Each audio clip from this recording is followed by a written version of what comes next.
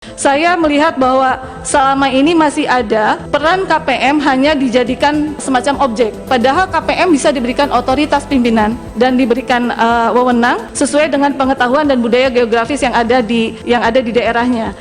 Data mereka itu kalau dibandingkan dengan, kalau kita padankan antara data yang dikelola oleh pendamping PKH dengan DTKS, itu jauh lebih data mereka itu lebih dapat dipercaya karena mereka update setiap hari.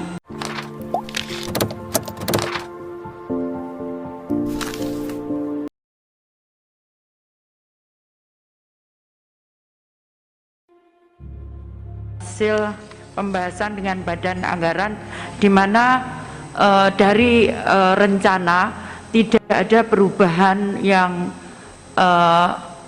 berarti pada saat hasil pembahasan Badan Anggaran, yaitu kalau dibandingkan anggaran tahun 2021 itu anggaran kami adalah Kementerian Sosial 106 triliun 886 miliar 70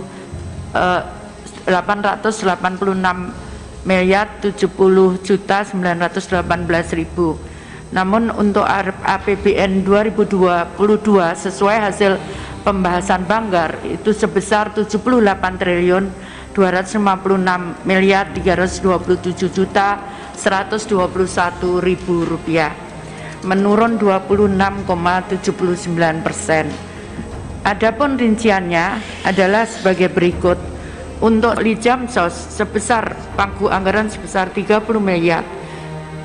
triliun 606 miliar 642 juta 86.000. Untuk program perlindungan sosial berupa bentuk PKH sebesar 30 triliun 558 miliar 726 juta 735.000. Kemudian untuk dukungan manajemen sebesar 47 miliar 915 juta 351.000. Ada semacam catatan saya, Ibu Menteri, bahwa apa yang disampaikan Ibu Menteri tentang bansos ini harus berbasis geografis, saya sangat setuju, bukan bersifat administratif.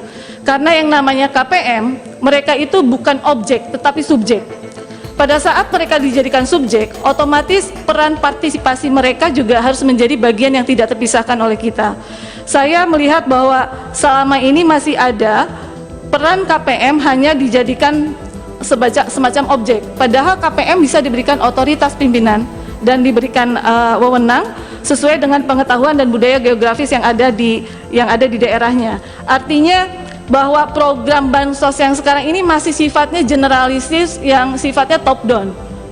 Kalau saya bilang kegiatan bansos sama yang seperti Ibu Menteri sampaikan masih bersifat Jawa sentris dan Jakarta sentris. Artinya kalau kita bilang Jawa sentris, harusnya antara PKH dan program BPNT yang ada di Jawa dan non Jawa ini berbeda, Bu Menteri ya. Karena kita tahu bahwa negara kita ini negara kepulauan, tentu dengan PKH yang disamaratakan, digeneralisir ini rasanya tidak adil. Yang ada di ujung pelosok daerah perbatasan negara kita harus disamakan dengan KPM yang ada di wilayah Jawa. Kemudian kebutuhan pokok pun kita tidak bisa mengeneralisir atau menentukan bahwa harus beras. Kita tahu ada keberagaman bahan pokok yang ada di luar beras. Orang Papua kan nggak bisa kita paksa makan beras, Bu. Mungkin kita bisa rubah untuk menjadi sagu. Dan itu juga menjadi catatan saya bahwa program-program yang sudah dibuat oleh Kementerian Sosial sebaiknya juga kita tingkatkan kembali dan evaluasi, termasuk salary untuk pendamping PKH-nya pun, Bu. Pendamping PKH yang ada di Jawa jangan disamakan dong, Bu, salary-nya dengan yang di non-Jawa. Karena ini juga menyangkut dengan tadi daya jarak jangkau yang antar kepulauan, mungkin mereka butuh transportasi perahu, bot yang memang tidak kecil dan sangat besar. Nah, kalau menyangkut dengan Jakarta Center, saya melihat bahwa program bansos yang ada di Kementerian Sosial berhasil tidaknya bukan karena Kementerian Sosial saja, tapi ada peran dari bank-bank himbara. Sementara permasalahan bansos yang ada di lapangan banyaknya dengan bank himbara, pimpinan. Kenapa banyak dengan bank himbara? Karena kaitan dengan kartu pembuatan buku yang sangat susah, ATM tertelan, kemudian ATM ganda, kemudian belum mendapatkan buku ATM dan segala macam, itu harus tersentralisis di Himbara Pusat. Sementara cabang-cabang Bank Himbara, mereka tidak diberikan kewenangan untuk menindaklanjuti itu. Kalau ada KPM yang melaporkan, mereka hanya menampung kemudian melaporkan, sehingga butuh waktu lama sekitar berbulan-bulan untuk bisa aktif kembali. Jadi rasanya kita perlu juga meminta Bank Himbara selaku mitra dari Kementerian Sosial agar betul-betul memperlakukan KPM itu sama seperti nasabah lainnya. Kenapa nasabah lain kalau ada masalah 1 hari selesai? Sementara KPM kita diperlakukan tidak layak sebagaimana harusnya sebagai nasabah. Nah, ini yang menjadi catatan saya khusus dengan Kementerian Sosial. Bu Menteri Sosial, anggarannya masih kurang ya, ada Bu yang saya menemukan di lapangan itu mungkin perlu ada perhatian khusus terhadap pendamping PKH yang mereka kadang-kadang dilupakan mungkin. Keluhan-keluhan mereka, ya kami dengan kondisi begini bagaimana kami akan ada semangat kerja kalau tidak ada support. Mungkin ada perlu dikumpulkan mereka atau ada penyegaran. Sebenarnya mereka perlu ada insentif lah, sehingga apalagi mereka harus berjalan ke berbagai wilayah, itu memerlukan dana pada intinya. Itu mungkin perlu diperhatikan Bu. Yang lain-lainnya pada prinsipnya saya menyetujui. Dan terakhir kita turun kemarin di Riau Bu ya, kita saksikan sendiri bagaimana konfliknya masalah KPM BPKH ini tentu kami mengharapkan juga perbaikan saran kami terhadap pendamping ini.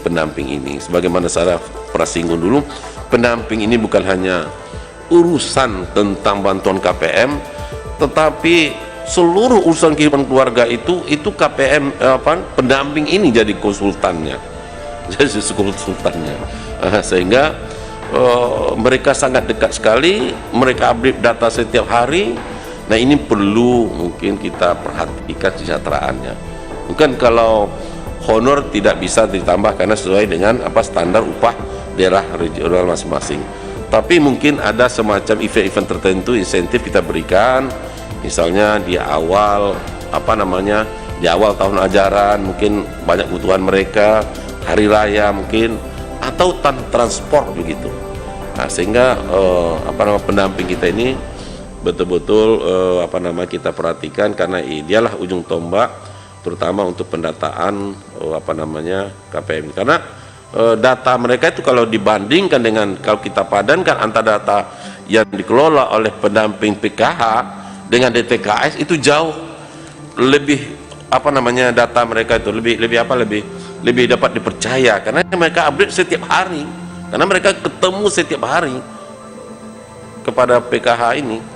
Nah, ini kami sarankan, kami minta perhatian Ibu Menteri supaya perhatian kesejahteraan terhadap pendamping PKH ini dapat diperhatikan. Kami kira itu sementara Ibu Menteri. Terima kasih.